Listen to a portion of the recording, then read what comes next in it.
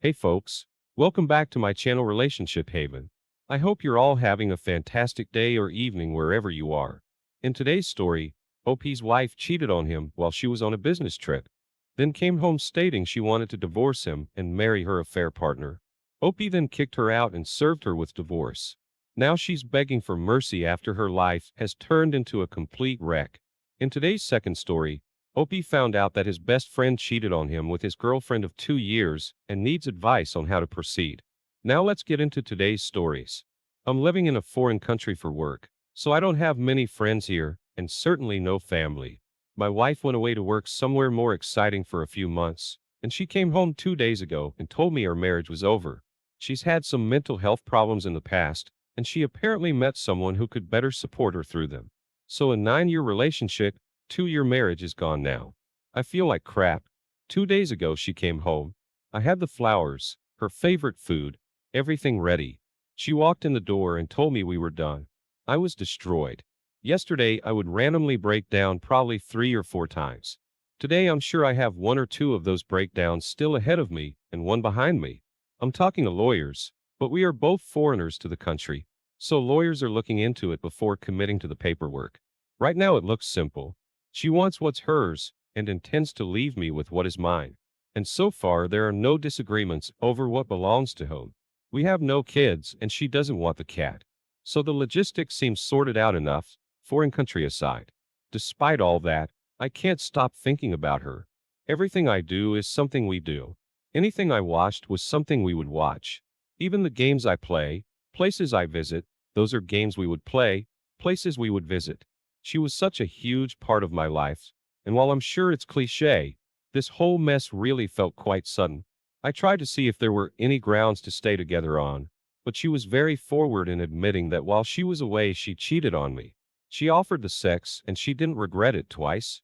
Before those revelations, I was willing, hopeful even, to have her in the spare room, willing to try and work it out. Hell, I might have even been able to work with the first one. Maybe, probably not the second thing on that list. But each one of those things hit harder than the last. I told her she needed to go. Her mom is nearby, and we would sort everything out later. When she finally left the house that night, I was just a shell.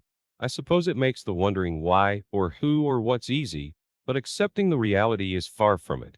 She says she never cheated before, and since she was so forward with everything above, there's no reason not to believe her. I'm still young, 29. But that makes it feel worse. I've shared almost a third of my life with this girl. Halloween was always her favorite, and Christmas tied for a close second.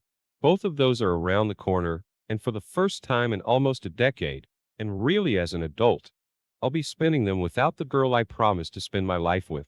Despite all that, I keep checking Facebook, checking texts, hoping for the message that tells me it was all a joke, a mistake, or a dream. Despite all that, I want her here. I miss her so much. I loved her so much. Also, add one of my breakdown tally up there. Sucks. Thanks for listening. Update. Hey y'all. 5 months ago, my ex-wife left me in a pretty brutal way. Wasn't sure if I would post an update. Here I am, though. Shortly after the split, she was back and forth over if she actually wanted our relationship to end.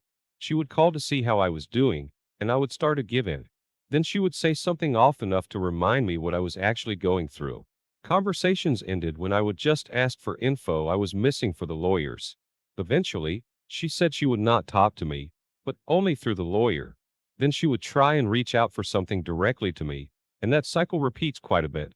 She showed up around midnight at the house around a week after she told me that we were done, and that whole night left me pretty destroyed. She opened the door with her key, which I took back, and just showed up. We talked.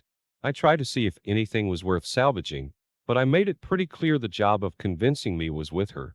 She didn't know what she wanted, but was still stuck by the fact that she didn't regret what she did. She left again that night, and the old phone calls happened. Less frequently, but still happened. I made it more and more clear I was moving forward with a divorce, and I would only slow that down if she could pull a miracle, starting with real remorse, and ending with what would have likely been an actual miracle. The regret or miracle doesn't happen, and she turns pretty vindictive at some points. The calls turned into demands for money.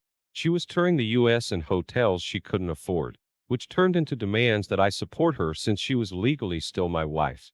None of them worked out for her very well, but still got to me. Now I'm just waiting for the call from my lawyer confirming everything is complete. The agreements, documents, payments, etc., were sorted out by the end of December. The unfriending and unfollowing of her and her family was done by January. I forgot about her mom until I saw a random post on Facebook.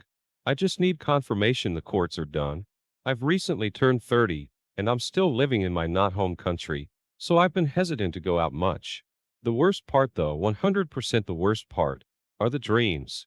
Being with her, happy in all sorts of awesome places, waking up beside her, seeing the smiles, only to actually wake up in the dark and alone.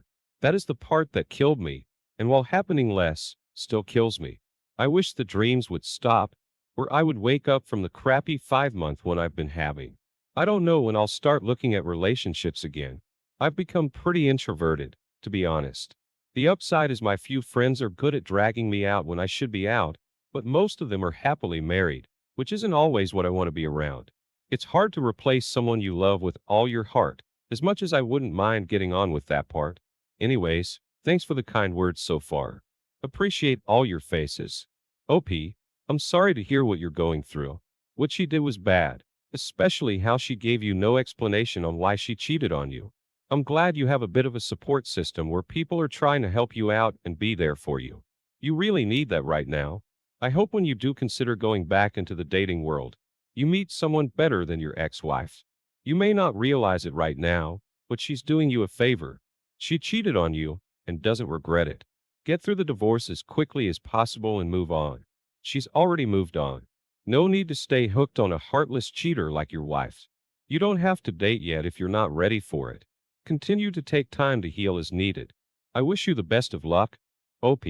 Now, let's get into today's second story. I don't want to be too detailed in case one of them finds this post, but long story short, my BFF confessed to me a few weeks ago that he had slept with my girlfriend of 2 years. Initially, it went as you would expect. I slugged him in the head, went home, threw all my ex's garbage outside in the rain, and told her to come get it. I didn't even hear what she had to say because I honestly didn't care. Our relationship was done. I went no contact with them both for a few days while it cooled down, while they both messaged and called me constantly trying to apologize and explain themselves. Then I started looking at this without an emotional lens and came to the conclusion that while my friend had betrayed me, my relationship with my ex was only between me and her to maintain. The chances are that if she was willing to cheat on me with my best friend, she was willing to cheat on me with other men too. To top this all off, he confessed to me himself. I didn't discover it. Taking all of this into consideration, am I wrong for feeling a little gratitude? This could have been so much worse if she was cheating with someone else and I never found out. Eventually, marrying her. I was actually planning on proposing on New Year's. I firmly believe that once a cheater, always a cheater. So by accepting her advances, he saved me so much headache in the future. I called and told him that I forgave him. It was a little rough after that, but since then, we've gotten close again and pretty much back to being best friends. My ex called me recently screeching that it wasn't fair that I forgave him, but not her. And other people have been weirded out too by how unaffected our friendship is by this. But I don't think I'm wrong. In a way, this was a test for her before I finally went down on one knee, and she failed spectacularly. OP, I think you were acting a bit blindsided in making a decision. Yes, your girlfriend cheated on you, which is unforgivable, but your best friend also betrayed your trust and consensually got involved with your girlfriend intimately. And your reason for forgiving him is because he told you about it. That still does not in any way make up for the fact that he, as your best friend, completely betrayed your trust by sleeping with your girlfriend. The way I see it is the two closest people in your life completely betrayed you. You need to immediately cut both of them out of your life. I understand it's a tough decision to make, but if your best friend truly cared about you as a friend, he would have never done something like this. Let's see what they had to say about the situation. The Hero 42 said, "We see your point, but you can't have a snake like him in your life. He cheated on you too. He could have told you what was happening, but instead he accepted her advances. The friendship between you and him wasn't important to him. A snake. Also, The fact that she admitted he was just going to keep it a secret. He is a snake indeed. Thanks for taking the time to listen to today's stories. Don't forget to like and subscribe if you haven't done so, and comment below on what your thoughts are on today's stories. If there's a story